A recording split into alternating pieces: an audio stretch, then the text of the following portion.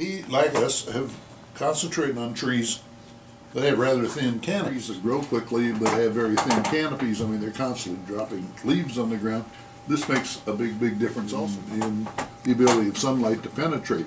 So if the sun is moving across the sky, you're hitting that one plant there from a lot of different directions during the day. And so we're planting things on different levels. We're planting, you know, pineapples down here and coconuts way up there and like that. This is one of the examples of where you do have kind of a lot of planting taking place in one area.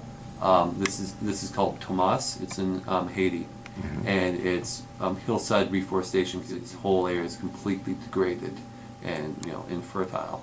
So you have, you know, people planting all along this degraded hillside. But if you have this much tree planting taking place along this degraded hillside, you know, here the kids actually planting the trees, then what you're going to have is you'll be able to see something like that after a few years, hopefully, on Google Earth. But I mean here's another example. They're just these are completely bald right now. But if we, you know, once we start getting trees in the ground and, you know, and you know, they're planted relatively close together because you're dealing with soil erosion and soil fertility issues. Then after a while, you actually will be able to see it from an aerial shot. Oh, here's David. This is David right here. I guess the picture is a little bit dark. He's my guy on the ground working in East Africa. But you can see he's got lots of GPS points, lots of pictures, lots of information about the projects that are taking place. DOI. DOI. What? Right there. That's it. So that's what you were talking about last night. Yeah, here's that eco here is at 37 minutes. There's massive floods in Haiti. Oh, great. Where it completely washed away buildings. Right. Well, this is a dog on a raft. This is our responsibility because we know it's going to happen again. Yep. But we can prevent it if we put trees on the side. I mean, it's pretty easy. I can sit back and not send $1,000, or I can send $1,000 and know I covered part of a hillside.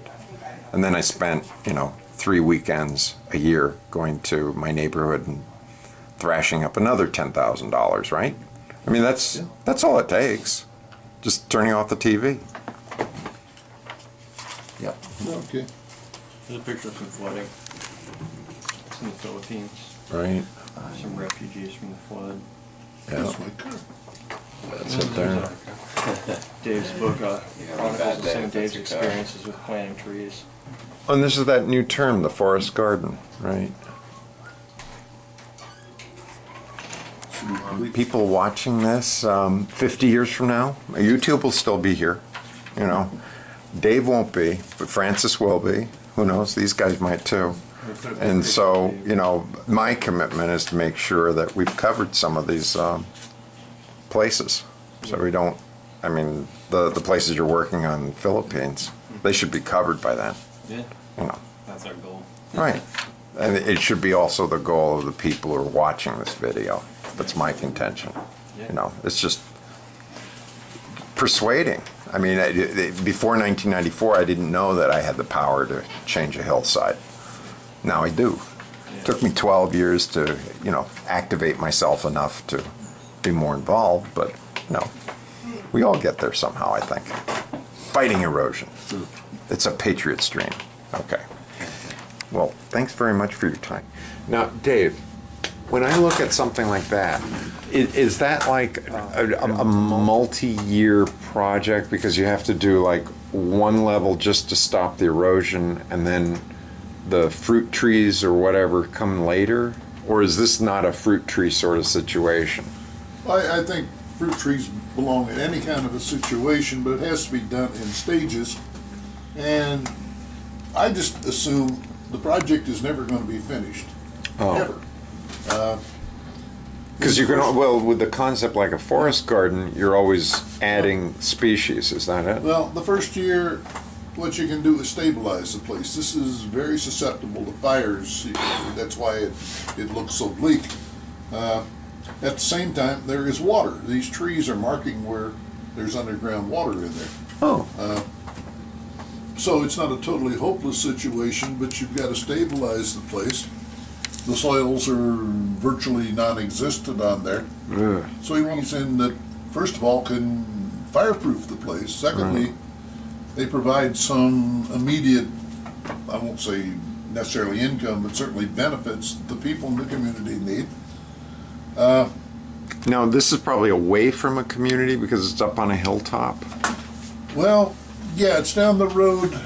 This is Padilia's place, or Francis. Where is this? This is Padilia's place in the Oh, that's Philippines, in right? Bakilan. Yeah, in Bakilan. And it's, the main village is, probably 2 kilometers from there. But this guy's got this land, and he wants, it wouldn't produce anything now. Well, what's the history of this place that probably never had large amounts of Up a trees? century ago, this was a climax forest. This was, You're there's- kidding. in that whole mess, Yeah. there are something like 455,000 hectares of land that was once a forest that now looks like this. That's a lot of work to get down to here. This is why the lands down below are flooding. There's nothing up there holding that water. Right. So you see a few hints. For example, bamboo is a valuable forest crop. It likes water, so the trees are showing you where the bamboo could best be grown in there. Okay. But the first thing you've got to do is stabilize the place, keep the folks there happy, and start rebuilding these soils. This means deep-rooted leguminous trees that shed a tremendous amount of leaf matter, so you can get water coming back into the place. Okay, in the second stage of this, the second year, you can start putting in nut crops and fruit crops.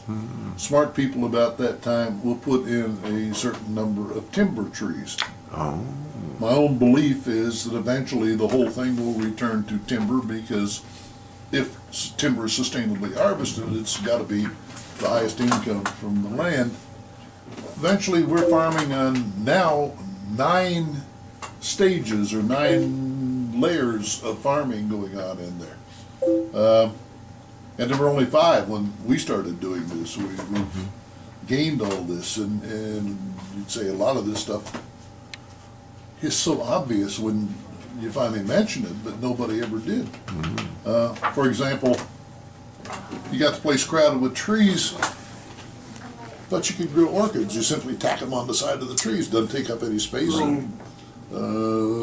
Medicinal plants, horticultural plants. There are a lot of things you could grow.